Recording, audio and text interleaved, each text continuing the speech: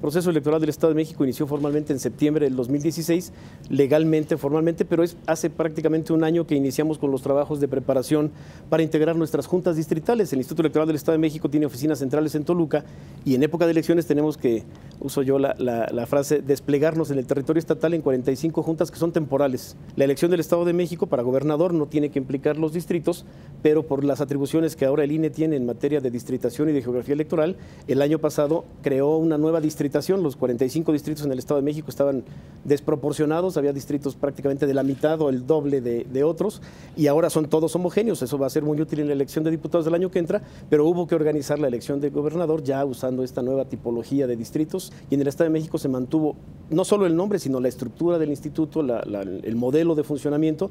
Pues yo creo que eso tiene mucho que ver con la confianza que los propios partidos tienen en la construcción del instituto. En el proceso electoral yo veo dos etapas.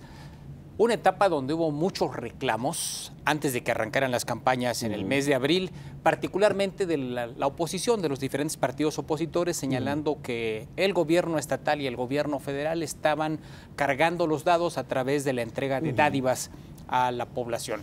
Empezó el proceso electoral en abril y pareciera como que desaparecieron los reclamos, todos los candidatos se metieron a sus campañas y ya no se convirtió esto en el eje del discurso.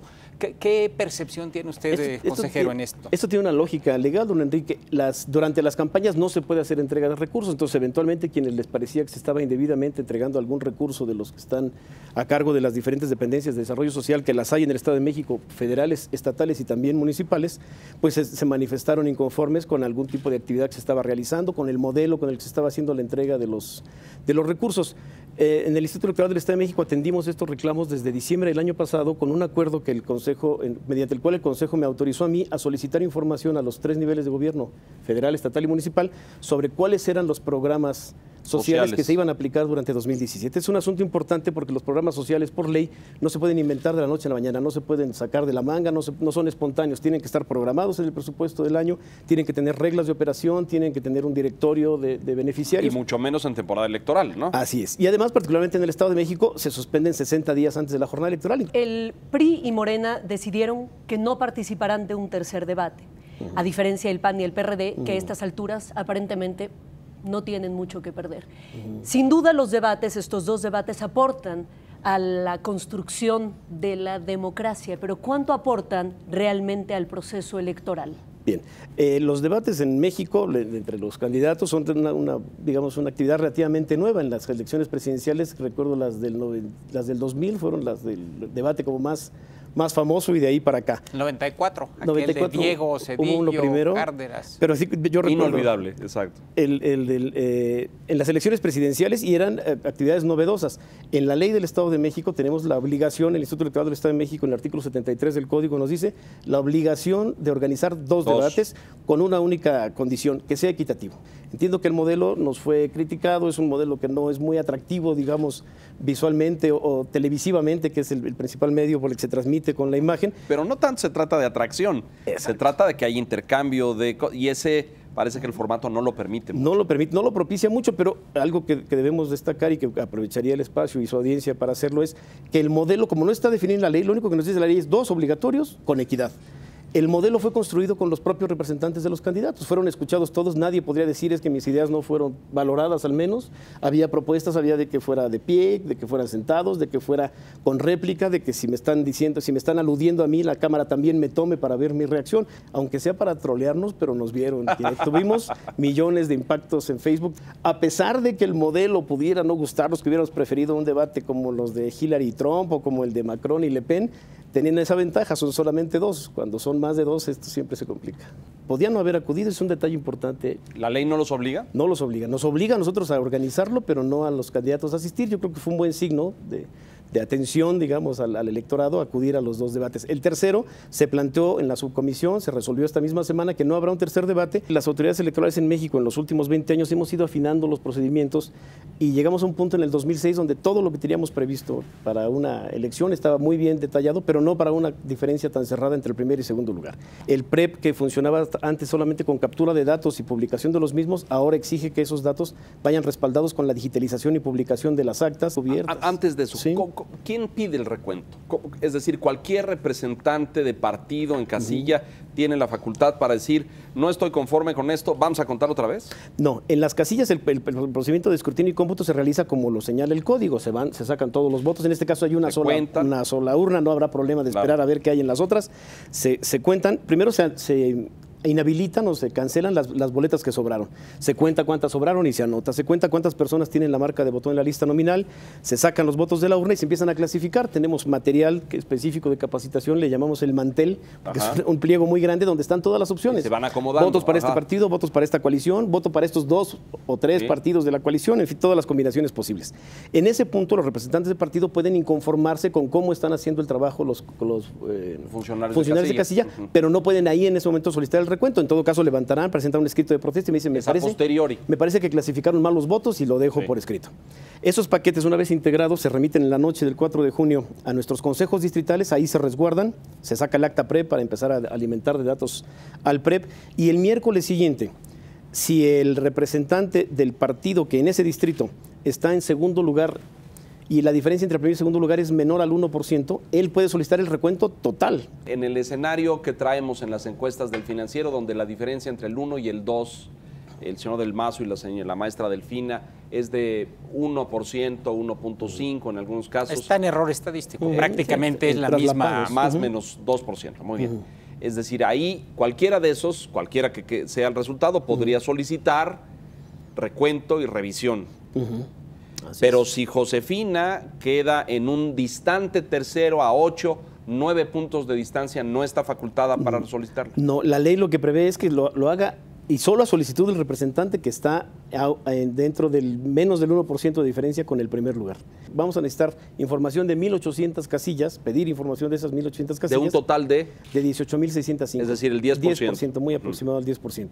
Y vamos a necesitar esta información para que nuestro comité técnico del conteo rápido, especialistas en estudios demoscópicos, el doctor Aparicio es uno de ellos, el doctor Alonso Icoria, expertos en estos asuntos, en conteos rápidos previos a nivel federal y en otras entidades, cuando ellos tengan la muestra, le llaman ellos, es un término muy interesante, estable, cuando ya tengan suficiente información como para decir esto fue lo que pasó en las casillas, empiezan. Me van a pasar un sobre cerrado. A las 9 de la noche tengo que recibir un primer informe de cómo va la muestra. Es probable que eventualmente ya tuvieran ellos algún tipo de escenario de qué tanto les falta para que la muestra se estabilice. La única previsión o la única límite legal que tenemos es que antes de la medianoche yo tengo que salir a decir lo que pasó. La diferencia es tan cerrada que no podemos decir quién ganó, también eso se tendrá que decir. Va a ser una elección muy complicada, quizás históricamente la más complicada para el Instituto Electoral del Estado de México. ¿Esto ha prendido focos rojos, algún tipo de alerta en el instituto? No como focos rojos, pero sí nos tiene atentos. Por ejemplo, los integrantes del comité del conteo rápido diseñaron la muestra de manera tal que la diferencia o el rango de error que ellos puedan obtener es menor al 0.5%. Esta modificación o esta regulación de las encuestas y de los estudios demoscópicos me parece que fue un asunto interesante. Pudiera parecer excesivo de parte de la autoridad, pero una queja antes de la reforma que obligó a esto es que las encuestas eran utilizadas como un medio de propaganda más que como un medio de información. Lo cual es cierto. El PREP nos dice qué pasó en cada casilla. En cada una de las casillas, cuando termine, va a tener la información de las 18,605 casillas, pero esas van llegando de manera arbitraria, no es aleatorio necesariamente, sino las que están más cerca de su consejo pues llegarán más pronto, las que están más digitalizadas más pronto serán capturadas más pronto. La muestra está diseñada, estratificada en los 45 distritos de manera que queden representados todos, no porque la elección sea distrital, insisto, sino porque fue la manera más homogénea que encontraron los integrantes del comité técnico del conteo rápido para poder encontrar o para poder tener una muestra estable, le llaman ellos. Una anécdota que me pareció muy curiosa. El conteo rápido evita el mariachómetro. Estaba preguntándole a una corresponsal en una entidad que quién había ganado. Dice, no sé, pero yo creo que tal partido. ¿Y por qué? Porque ya llegaron los mariachis a ese partido, ¿no? A la sede. Entonces, es el buen termómetro. Tendríamos, qué buen medidor. Me parece que el conteo rápido lo que hace es a la opinión pública, a la ciudadanía, al electorado mismo, es la voz de la autoridad. El comité técnico tiene esa facultad, esa autonomía, estará trabajando en las oficinas del instituto, recabando, esperando la información, solicitando información adicional si la necesita, preguntando por qué no ha llegado esta casilla que nos interesa, porque nos surge, porque nos daría información para la muestra. Y una vez que ese comité técnico de 5 expertos diferentes, lo quiero señalar porque necesitamos que los 5 estén de acuerdo en que ya está, la información ya es suficiente. Es importante decirlo, pero sobre todo para la ciudadanía, son totalmente apartidistas. Totalmente apartidistas, su selección fue sancionada o revisada o conocida por los partidos políticos. No los propusieron ellos, pero en su momento pudieron haber objetado alguno. Vienen de la academia, vienen de la universidad. Y hasta que ellos estén de acuerdo, los 5, en que está ya suficientemente consolidada la información, me entregarán ese sobre que yo voy a abrir. ¿Cómo se blinda el consejero presidente que tiene esa delicadísima función de resubir el sobre, abrirlo, quiero pensar que frente a todos, en el consejo, así es, y ahí dar lectura? ¿Cómo se blinda usted para que no exista la menor posibilidad de que ningún partido, poder, líder estatal, federal, etcétera, ejerza presión sobre usted? Tenemos una ventaja, lo estoy diciendo desde ahorita, no voy a salir el domingo 4 de junio a decir cómo le voy a hacer, lo estamos explicando desde ahorita, está documentado, el procedimiento técnico de la entrega de resultados está aprobado, conocido por los partidos, por los interesados, digamos, está ya publicado como parte de nuestros acuerdos del Consejo General. Entonces, a mí me ayuda mucho esta difusión previa que estoy haciendo, es un poco, le llamamos acá, un poco de pedagogía electoral, explicarle a la gente qué significará ese conteo rápido. No voy a salir a decir quién ganó, eso es muy importante. Lo que voy a salir a decir es a leer estrictamente los datos. El candidato A tiene un rango de votación entre tal y tal número, el candidato B entre tal y tal número, ni siquiera van a estar en orden de resultados, sino en orden de antigüedad del registro. Para efectos prácticos voy a leer primero el resultado de Josefina Vázquez Mota, porque además lo haré por candidato, no por partido. Después el de Alfredo del Mazo, después el de Juan Cepeda. Porque es como se registraron, es el orden de registro de los partidos, ¿no? Para efectos prácticos es importante que la autoridad salga y dé información esa noche. Y el miércoles siguiente se corroborará que la información es consistente. Sí, pero ahí imagínense ustedes los momentos, sobre todo si la diferencia es de menos del 1%, ¿no? Pero, o sea, aún así, me parece a mí que va a ser muy útil que sea la propia autoridad la que diga. Esperemos prudentemente al miércoles, nadie puede darse por ganador porque los resultados están muy cerrados. Esta actividad del INE además ha implicado la creación de un sistema, le llaman ellos en línea.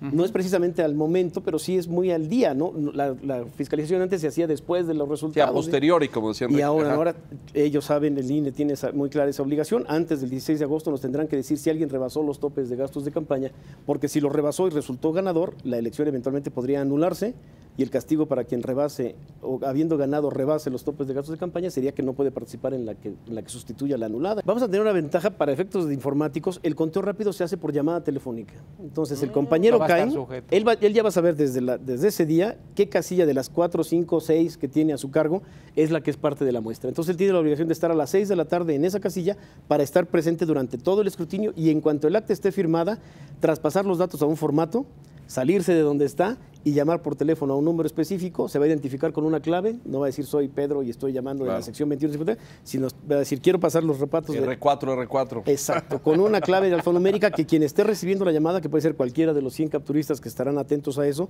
va a registrar, si coincide la clave alfanumérica que le da el CAE con la información de la casilla que quiere pasar, entonces le dice, sí, si eres tú, a ver, dime los datos. Ay, ya me dio miedo ese procedimiento, ¿eh? Y empieza... No se vaya a filtrar ahí los códigos de identificación y eso, porque sí veo a un ejemplo. Si tenemos, ¿cómo se llaman los robots estos en redes, los trolls? Y estos los bots que lanzan una cantidad de mensajes ahí para crear una impresión. No vaya a ver a mí. ¿Esa información la conocen los partidos? Sí, saben. ¿Conocen los códigos? No, los códigos no, eso solamente los conoce quien los va a utilizar. Ya respiré. Este es un asunto interesante. Por favor, que no lo sepan los partidos. Incluso la muestra de cuáles van a ser esas 1,818 casillas se selecciona el viernes, se encripta, se entrega en sobre cerrado y nadie sabe. Nadie la tiene completa, ¿no? Obviamente el CAE que va a levantar la información sí sabe qué casilla le toca, pero eso es cada uno de los 3,000 CAEs que eventualmente pudieran ser parte de la muestra. Entonces, para efectos informáticos no habrá, digamos, riesgo de que nos pasen información falsa porque tiene que ser una llamada telefónica. Se captura 2 veces, si la captura coincide con la segunda coincide con la primera, todos los resultados ya son incorporados a la base de datos. ¿La captura la realiza la misma persona, la primera y la segunda, o son 2 personas distintas? No, la misma persona, pero a llamada telefónica. ¿A qué voy? Que cuando uno está hablando por teléfono y dice 63, a ver, 63 o 73, ¿no? Se aclara, se revisa y se... es verbal. Es verbal, sí, es una llamada telefónica. El PREP, en nuestro caso, nosotros en el Estado de México lo hacemos nosotros mismos. Pareciera una cosa muy obvia, pero no es así. En muchas entidades, en los órganos locales sobre todo, se tiene que contratar una empresa para que haga el PREP y entonces le paga, se le supervisa y ellos responden y nosotros no, desde hace ya varios procesos electorales, el propio instituto hace el PREP, tenemos certificaciones internacionales al respecto, es un programa que tenemos muy bien detallado, muy bien estructurado, y buena parte de la inversión que hacemos en el PREP tiene que ver con seguridad informática. En el 2015 tuvimos un problema de que el PREP no se interrumpió, pero dejó de alimentar información hacia el exterior porque tuvimos le llaman los expertos en informática, un ataque masivo, o sea, mucha gente, anormalmente demasiadas solicitudes de información al servidor que lo bloquearon, pero como teníamos difusores externos, que en esta ocasión también vamos a tener, ya varios portales de medios de comunicación nos han ofrecido el apoyo para hacer nuestros difusores externos, algunas televisoras, el Canal 11 nos ha ofrecido también. Entonces, esta posibilidad de tener diversos difusores va a evitar que esos ataques nos impidan estar proporcionando que bloqueen el sistema, digamos.